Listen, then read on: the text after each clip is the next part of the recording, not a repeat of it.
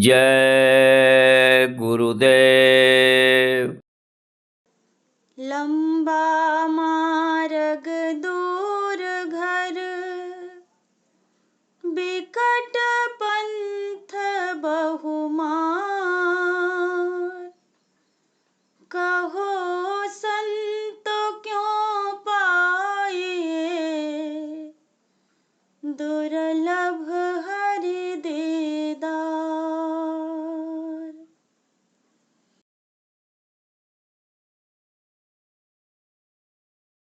मेरी आके बंधा जाओ धीर, गुरु जी कहाँ जाके छुपे। मेरी आके बंधा जाओ धीर, गुरु जी कहाँ जाके छुपे। मेरी आके बंधा जाओ धीर, गुरु जी कहाँ जाके छुपे। मेरी आके बंधा जाओ धीर, गुरु जी कहाँ जाके छुपे। खोजत खोजत बाजू बलहारे, खोजत खोजत बाजू बलहारे। थर थर कांपे शरीर, गुरु जी कहाँ जाके छुपे। थर थर कांपे शरीर, गुरु जी कहाँ जाके छुपे। चौक चौक चारों ओर निहारूं, चौक चौक चारों ओर निहारूं। नयनों से बरसे नीर, गुरु जी कहाँ जाके छुपे। नैनों से बरसे नीर, गुरु जी कहाँ जाके छुपे। गहरा घाव हुआ मेरे मन में, गहरा घाव हुआ मेरे मन में। कौन हरेगा मेरी पीर, गुरु जी कहाँ जाके छुपे।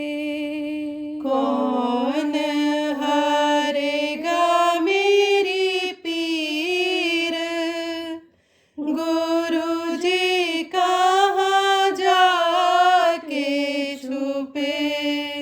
अब तो संभालो सतगुरु प्यारे, अब तो संभालो सतगुरु प्यारे। आगे है मेरी तकदीर, गुरु जी कहाँ जाके छुपे। आगे है मेरी तकदीर,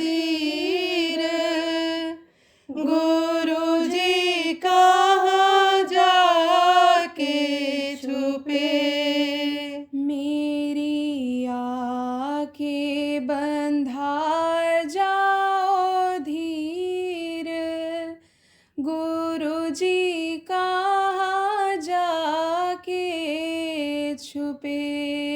मेरी आके बंधा जाओ धीर, गुरु जी कहाँ जाके छुपे। जय गुरुदेव। जय गुरुदेव।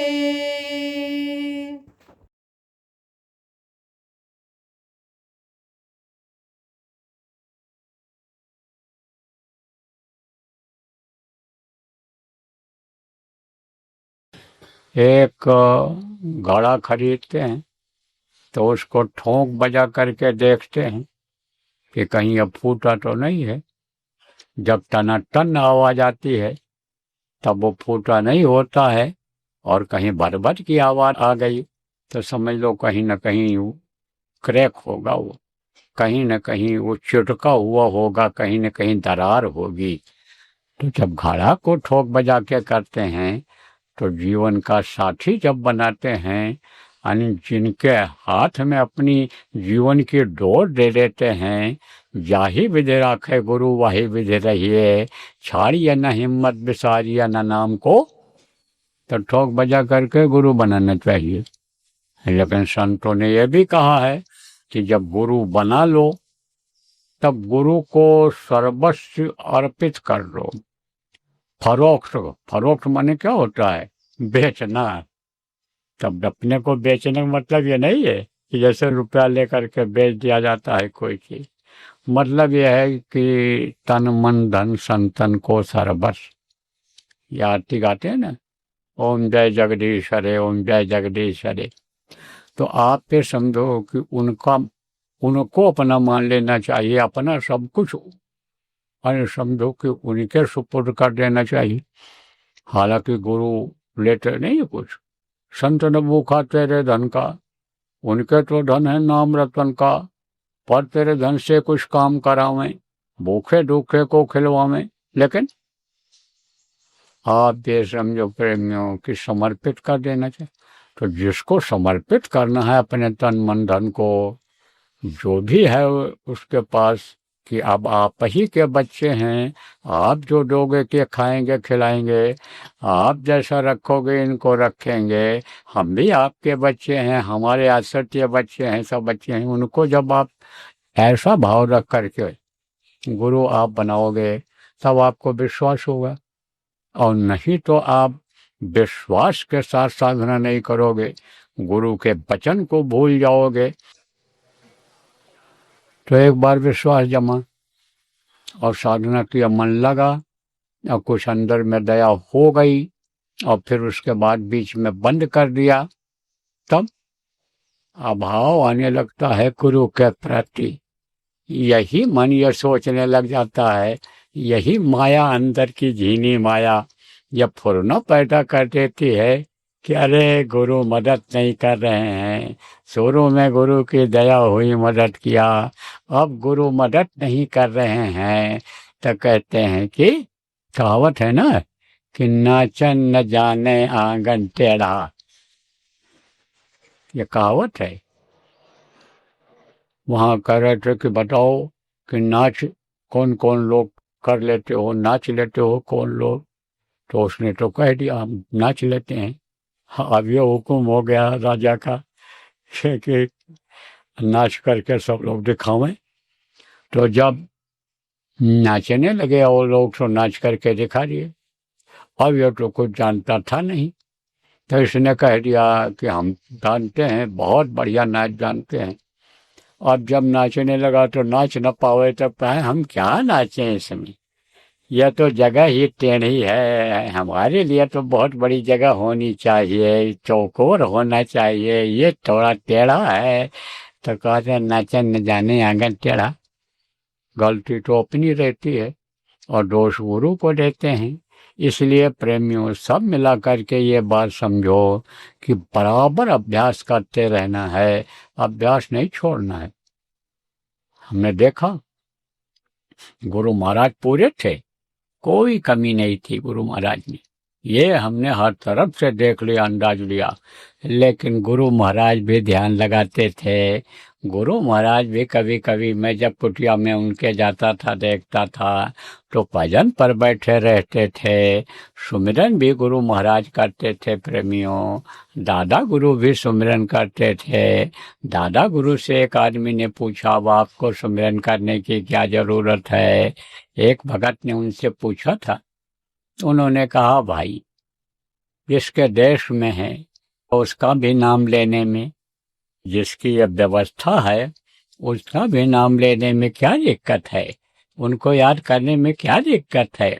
जब उनको याद किया जाएगा तो वो बाधा नहीं डालेंगे काम में, मदद नहीं करेंगे तो बाधा भी किसी तरह का नहीं डालेंगे।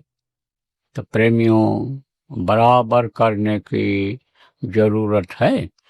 अब मैं आपको बता रहा था कि जब आप इसमें आपको रस मिलने लगेगा तो बाहर का ये जो दिखावा है, जो भी अभी तक आप पूजा पाठ करते रहे, जो भी आप तीर्थों में जाते रहे, जो भी देवी देवताओं के स्थान पर आप जाते रहे, आप देवी के स्थान पर जाते रहे, पूजा पाठ करते रहे, उसको स्वाभाविक रूप में छोड़ दोगे। क्यों? क्योंकि जिनको आप देवी मानते थे, जिनको आप देवता मानते थे, जहाँ जाने से आपको फल मिलता था कि हम गंगा में जाएंगे, यमुना में जाएंगे, नहाएंगे, स्नान करेंगे, पाप धुलेंगे, शांति मिलेगी, इसलिए जाते थे, वहाँ जाना बंद कर दोगे। क्यों बंद कर दोगे? क्योंकि घट में गंगा, घट में यमुना, घट में सृजनहारा है। जब इसी घट में गंगा यमुना नदी दिखाई पड़ेगी और उसमें गोते खाएगी ये जीवात्मा, तब वहाँ क्यों जाओगे आप? नहीं जाओगे। जब इसी घट में वो देवी देवता आपको दिखाई पड़ेंगे, जब उनका दिव्य रूप दिखाई पड़ जाएगा, दर्शन हो जाएगा, तब आप जाओगे? तब नहीं जाओगे। तब घर वाले आएंगे और कहेंगे तुमने सब कुल की मर्यादा को खत्म कर दिया, तुमने पूजा पाठ सब कुछ खत्म कर दिया, तुम तो देवता भवानी किसी को मानते ही नहीं हो। दबाव डालते हैं, दबाव डालते हैं। कहते हैं कि भाई फकीरी किसको कहते हैं? फकीर दो तरह के होते हैं। साधु जिनको कहा जाता है दो तरह के होते हैं। एक होते हैं कपड़ा बदल करके, दाढ़ी बाल बढ़ा करके, या सिर मुड़वा करके, दाढ़ी बाल मुड़वा करके रंगीन कपड़ा पहन लेते हैं, एक वो साधु कहलाते हैं। उन पर ज्यादा हमला होता है क्योंकि सम्मान ज्यादा मिलता है। दाढ़ी बाल जिसके बड़े हैं और कुछ भी साधु के लक्षण उसमें आ रहे हैं, थोड़ा बहुत भी पहनावा में अंतर हो गया, जैसे कोई धोती पहनता है तो उसका पहनना अलग रहता है, खाली ऐसे लपेट लेता है तो अहमद जैसा हो जाता है तो उसका पहनावा अलग हो जाता है। थोड़ा बहुत भी अंतर हो जाए तो उसको लोग प्रणाम ही करते हैं, उसका लोग पैर ही छूते हैं। यह भारत देश धार्मिक देश है। यहाँ पर समझो कि धर्म कूट कूट करके भरा है, लोगों के रग रग में यहाँ पर धर्म भरा हुआ है। इसीलिए तो एक से एक जालिम आए, दूसरे मजहब के लोग आए, मानने वाले आए, चाहे वो अंग्रेज आए हों, चाहे इस्लाम धर्म के मानने वाले आए हों, लेकिन बदल पाए लोगों को? नहीं बदल पाए। कूट कूट करके भरा हो। अब भी देखो ऐसी चीजें बाजारों में भेज रहे हैं लोग कि जिसमें मांस पड़ा हुआ है, जिसमें जानवरों की चर्बी पड़ी हुई है, जिसमें तेल चर्बी से निकला हुआ पड़ा हुआ है। धर्म को नष्ट करना चाहते हैं, लेकिन यह धर्म नष्ट नहीं हो सकता है। धर्म की बेल और बढ़ रही है। ये जो आप साधना करते हो, और जितने लोग आपने साधना किया अभी तक, लाखों की संख्या हो गई जब से साधना शिविर चली। अगर आप सब लोग ये संकल्प बना लो कि हम धर्म को भारत देश से नहीं हटने देंगे, हम इसको समाज में ही रखेंगे, हम इसको जंगलों में भग करके नहीं जाने देंगे, फिर हम किसी को ऐसा मौका तारीख शक्ति या शक्तियों को नहीं देंगे कि वो जाकर के जंगलों में धर्म को जगावे, बहुत समय तक धर्म यहाँ बरकरार रहे। अगर आपने संकल्प बना लिया प्रेमियों, तो धर्म को कोई खत्म नहीं कर सकता है भारत देश से। तो भारत देश एक धार्मिक देश है। तब आपके ऊपर दबाव बनने लग जाएगा कि तुमने तो कुल मर्यादा सब छोड़ दिया और पुराना रीति रिवाज तुमने अपनाया नहीं, तो दबाव बन जाता है। और दबाव में फिर वही काम यानी ये बच्चियां करने लग जाती हैं, देवियां करने लग जाती हैं, आप करने लग जाते हो दबाव में कि कहते हैं चलो चले ही चलो वहाँ जो है पूजा पाठ में बैठ जाओ। अब वो जो संकल्पित होता है, जो यानी देवताओं को वो बुलाते हैं, वो देवता तो आ नहीं पाते हैं। चाहे कथा हो, चाहे भागवत हो, चाहे कोई अनुष्ठान हो, क्योंकि वेद मंत्र मालूम नहीं है और उनको ठीक से बुला नहीं पाते। वेद तो कभी पढ़ा नहीं उन्होंने, और पढ़ते भी हैं श्लोक अगर, तो उसका उच्चारण गलत हो जाता है, क्योंकि संस्कृत जो है बहुत कम लोग जानते हैं। और वो लोग, कुछ लोग ऐसे होते हैं कि जो खाली सुन लेते हैं, सीख लेते हैं विधि कि इस तरह से कथा कहा जाता है, इस तरह से यानी गौरी गणेश का पूजा किया जाता है, इस तरह से यानी इनको फूल पत्ती नैवेद्य चढ़ाया जाता है, सीख करके करते हैं। जय गुरुदेव। परम संत बाबा उमाकांत जी महाराज के आगामी कार्यक्रम की सूचना के पश्चात सत्संग पुनः प्रसारित होगा। जय गुरुदेव। देखो जय गुरुदेव दरबार मची होली, सोई बड़भागी जो वक्त गुरु संग खेली होली। सत्संग एवं नामदान द्वारा वक्त गुरु बाबा उमाकांत जी महाराज। 2 मार्च 2026 सायं 3 बजे से 3 मार्च 2026 प्रातः 5 बजे व सायं 3 बजे से 4 मार्च 2026 प्रातः 5 बजे से।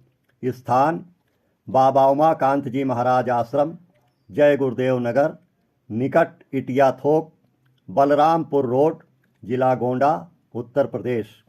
संपर्क नंबर 9517436812 व 9839631530।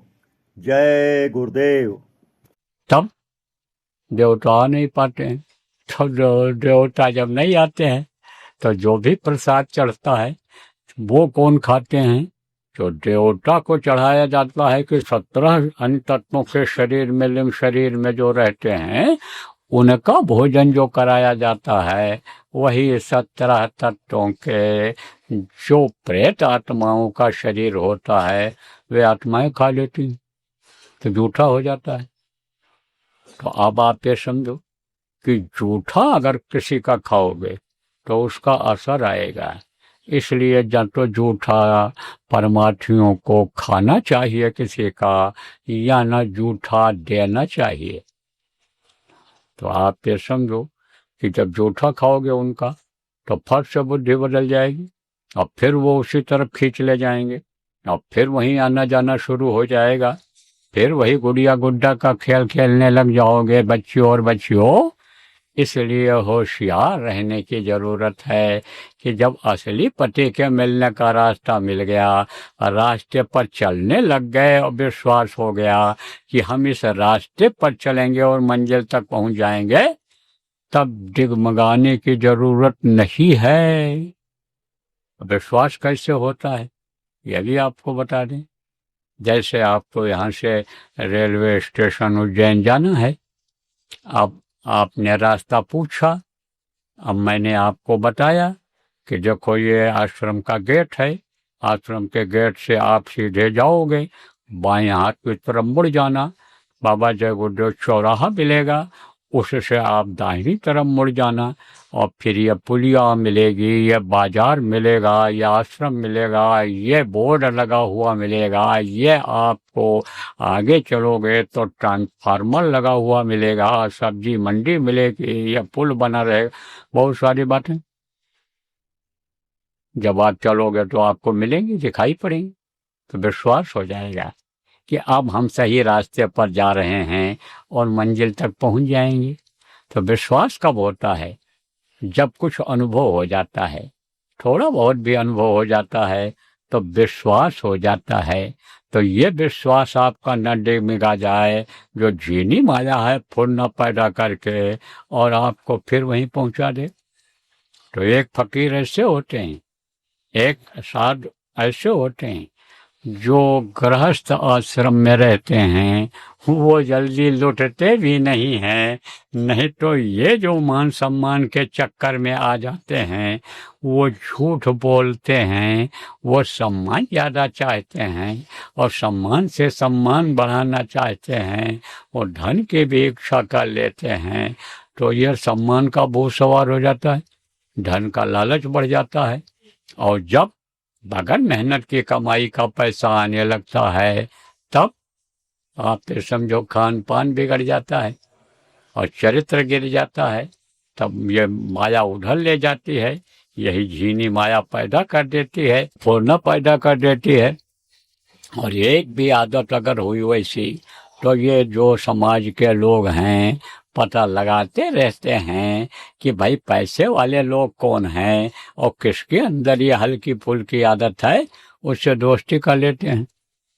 जैसे मान लो देख लिया कि कहीं गया है और दबाव में बड़ा आदमी बनने के लिए शादी ब्याह में बड़े आदमियों का साथ वहाँ करने की वजह से एक पैग अगर पी लिया शराब का, तो वहीं लोग अंदाज लेते हैं पैसे वाला आदमी आज पिया है, कल इसको पिलाना शुरू कर रहे हैं तो हमको भी पीने को मिल जाएगा, नहीं रहेगा पैसा तो ये मंगाएगा पिलाएगा, तो हम इससे दोस्ती कर लें। तो आदत बिगड़ती चली जाती है, आदत बिगड़ती चली जाती। जैसे आदमी एक झूठ बोला, तो उस झूठ को छिपाने के लिए फिर सैकड़ों झूठ बोलता है, आखिर वे झूठ खुल जाता है। इसीलिए कहता हूँ कि साँच बराबर तप नहीं कि झूठ बराबर पाप, झूठ नहीं बोलना चाहिए। तो प्रेमियों, गृहस्थों को जो होता है, गृहस्थ के ऊपर हमला नहीं होता है। हमला कब होता है? जब यह शो हो जाता है। शो का मतलब यह लोगों को मालूम हो जाता है कि यह साधना करता है, यह औरत साधना करती है, यह आदमी साधना करता है और साधना में इसको कुछ मिलता है, इसका रूप रंग चेहरा बदलने लग गया, इसका उठना बैठना खान पान बदलने लग गया, तब उनको अंदाज़ा लग जाता है। और फिर जब अंदाज़ा लग जाता है, तब उससे दुआ लेकर, आशीर्वाद लेकर, उससे यानी दोस्ती करके अपने कर्मों का आदान प्रदान लोग करने लग जाते हैं। और जब उनका साथ हो जाता है ऐसे कर्मियों का, तब वो अपनी साधना में से देना पड़ता है, तो उसमें लुट जाता है। इसीलिए कहा गया कि भजन करे तो छुप के करे। नाम की कमाई के बारे में बताया गया कि समझो एकांत में नाम की कमाई करे, कोई देख न पावे। यह भी बताया गया कि रात में योगी लोग जगते हैं, रात में जग करके कर लो और सुबह तरोताजा फिर अपने काम में लग जाओ। तो गृहस्थ के लिए तो बहुत अच्छा है। गृहस्थ जल्दी लूटता नहीं है, अंदर की जो दौलत है मिली है उसको खत्म जल्दी नहीं होती है। लेकिन जो अपने को दिखावे में ले आते हैं, तो अच्छे अच्छे लोग जो है, साधना वाले लोग जो है, वो इसी में गिर जाते हैं, इसी में गिर जाते हैं। देखो प्रेम, साथ का बड़ा असर होता है। आज किसी का साथ कर लोगे तो उसी तरफ ये माया फुर्ना दे देगी। अंदर की जो झीनी माया है ये फुर्ना दे देगी। कैसे फुर्ना मिलती है कि जैसे कहीं किसी के दुकान पर बैठने लग जाओ और देखो आमदनी हो रही, और खाली टाइम में उसने आपके बढ़ा दिया, आपसे बात करके मन लालच पैदा कर दिया कि आमदनी है, आप भी खोल लो, हम एक ब्रांच खोलवा देंगे आपको और आप कमाते रहना, हमको देते रहना। पैसा कुछ लोगों के पास बहुत है, तो वो लगाना चाहते हैं तो कहाँ रखें, इसलिए कहते हैं कुछ तो देगा, आधा ही देगा। आप ये समझो तय करते हैं कि 30% जो है तुमको मिलेगा और बाकी हमको मिलेगा 70% और हम लेंगे, तो कम से कम शर्माते आधा तो देगा। तो कहते हैं चलो पैसा रखा है, इससे अच्छा कमाई में लगा दें, तो दुकान खोलवा देते हैं, ब्रांच खोलवा देते हैं। अब फंस गए कि नहीं फंस गए? हम वो माया में फंस गए। दुकान खोलना है या मोह है कि दुकान नहीं खोलेंगे तो ग्राहक लौट जाएंगे, आमदनी कम हो जाएगी, हमको माल तैयार कराना है, हमको माल मंगाना है, लालच बढ़ गई। आप फिर समझो मोह हो गया उससे। दुकान बंद रहेगी हमारी, हम साधना में चले जाएंगे, हम सत्संग में चले जाएंगे तो दुकान हमारी बंद हो जाएगी, नुकसान होगा, ग्राहक टूट जाएंगे। तो जो विश्वास गुरु पर जमा था, पहले साधना किया था, थोड़ा बहुत भी झलक मिली थी, दया मिली थी, सुकून मिला था, शांति मिली थी, वो भी खत्म हो जाएगा। तब बस घूम करके वही फिर पहुंच जाओगे।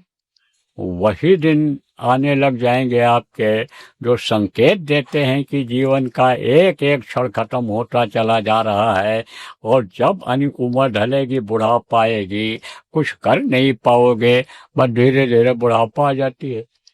अब बुढ़ापा आ जाती है, मजबूरन संतोष करना पड़ता है। अब बुढ़ापा आ गई, हाथ पैर काम नहीं कर रहा है, दिमाग भी कुछ कमजोर हो गया, और लड़का अगर कहे, पोता अगर कहे कि चले जाओ दादाजी, चले जाओ पापा जी, दुकान पर बैठ जाओ, तो मन नहीं कहेगा। दुकान के समूह पे धीरे धीरे तब खत्म होता है। आप ये समझो प्रेमियों, कुछ लोग जिनका बहुत लगाव होता है वो तो जाते हैं, बैठे ही रहते हैं, मगर गए संतोष ही नहीं मिलता है। तो आप इन सब चीज़ों को आप ये समझो प्रेमियों कि यह हर तरफ से अन्य समझो कि फंसाव है। तो इन सब चीज़ों से होशियार रहने की ज़रूरत है। तो सब चीज़ों से कहाँ समाज में आप होशियार रह पाओगे? एक एक चीज को आप कैसे अन्य परख पाओगे, कैसे करोगे, क्या करोगे? लेकिन मोटी चीज अगर आप ये समझ लो कि जो ये खान पान का असर आता है, आप ये समझो जो संग दोष आता है, निंदा बुराई का दोष आता है, इससे दूर रहो, इस पचड़े में मत फंसो। खान पान जिसकी वजह से खराब हो जाता है, चरित्र जिससे गिर जाता है, उन चीज़ों से आप दूर रहो।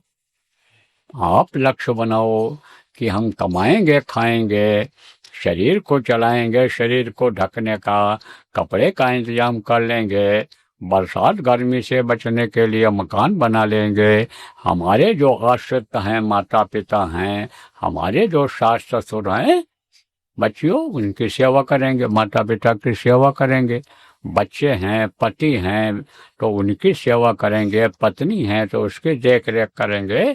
बस हमारी जो ड्यूटी है इसको हम पूरा करेंगे, बाकी भजन करेंगे, भजन में समय निकालेंगे, तब तो आप बच पाओगे। नहीं तो बज रहा काल का डंका, कोई बचने न पाएगा, बचेगा साध जन कोई, जो सबसे लौ लगाएगा। देखो समाज की व्यवस्था बिगड़ती चली जा रही है, कैसे बच पाओगे? इन्हीं के बीच में रहना है। काजल की कोठरी में घुस जाओ तो कहीं न कहीं काजल तो लगेगा, लेकिन जब यह सोच लोगे कि कांटों के बीच में जैसे गुलाब खिल जाता है, ऐसे हम जब रहेंगे, रहते हुए भी उसमें अलग रहेंगे, तब बचत हो सकती है। इसलिए एक ही साधे सब सधे। अगर ये साध लोगे, आप साधना में बैठने लग जाओगे, बराबर आदत नहीं छोड़ोगे अगर आप साधना करने की, तो समय समय पर गुरु की दया होती रहेगी। समय समय पर जब गुरु को आप याद करोगे, समस्या आएगी तो वो सुलझेगी। और समस्या आएगी भी नहीं अगर गुरु को हमेशा याद करते रहोगे, गुरु को मस्तक पर सवार रखोगे, तो गुरु के रूप में जो प्रभु दया करते हैं वो प्रभु आपके साथ रहेंगे, तो उसी तरह से अकल और बुद्धि देंगे।